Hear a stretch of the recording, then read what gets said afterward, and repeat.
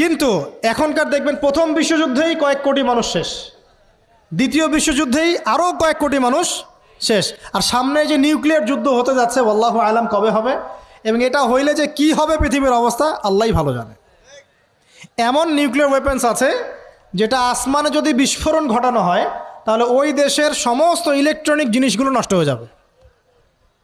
বুঝতে পারেন না এই কথা? বোম মারতে হবে না পৃথিবীতে, মাটিতে বোমটা মারতে হবে না, আসমানে বিস্ফোরণ করে দিবে, তাতে আপনার পুরো দেশের যত ইলেকট্রনিক ডিভাইস আছে সব ড্যামেজ। এটা এই যুগ। ওই হিরোশিমা নাগাসাকির কথা মনে আছে? কি হয়েছিল ওখানে বলেন? দুইটা বোম ফেলা হয়েছিল, পারমাণবিক বোমা। কে ফেলেছিল? কে ফেলেছিল?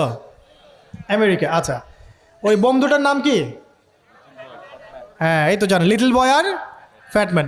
ওই দুইটা বোম পড়ে যে কোটি কোটি মানুষ মারা গেল, এখন পর্যন্ত জাপানের মানুষ তার তেজস্ক্রিয়তায় ভোগে। এখনকার পারমাণবিক ওয়েপন্সগুলো তার চেয়ে অনেক অনেক অনেক বেশি শক্তিশালী, হাজার লক্ষ গুণ বেশি শক্তিশালী হতে পারে।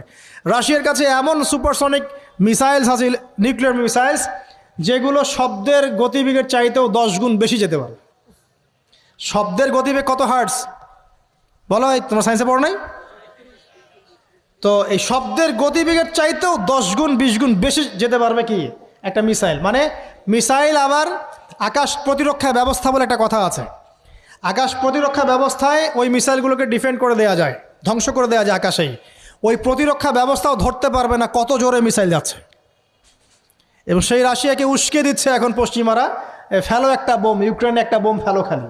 ও যদি একটা ফেলেই দেয় তখন দেখবেন পশ্চিমারা সবাই মিলে আবার যুদ্ধে নেমে যাবে, পুরো ব্যাসাকার হয়ে যেতে পারে। আল্লাহু আলাম, আল্লাহ ভালো জানেন।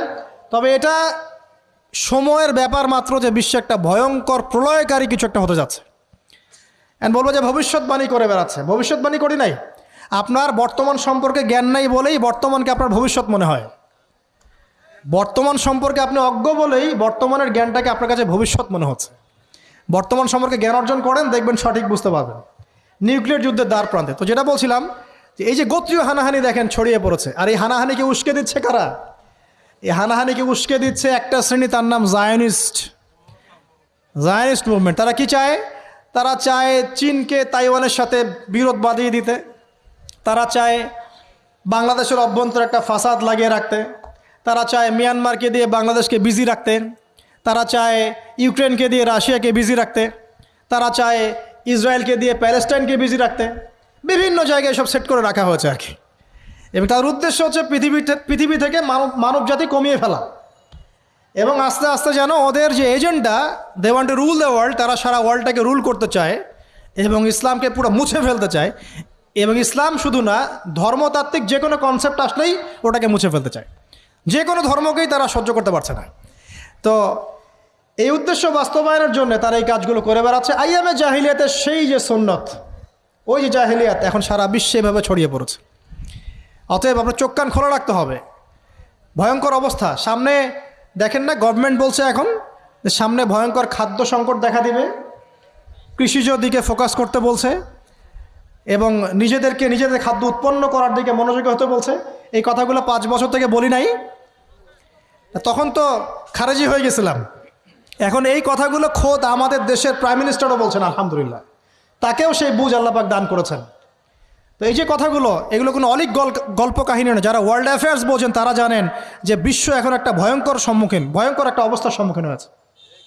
এটা আপনারা বুঝতে হয়তো দেরি করে ফেলছেন। আল্লাহ পাক আপনাদেরকে বোঝার তৌফিক দান করুন, আমিন।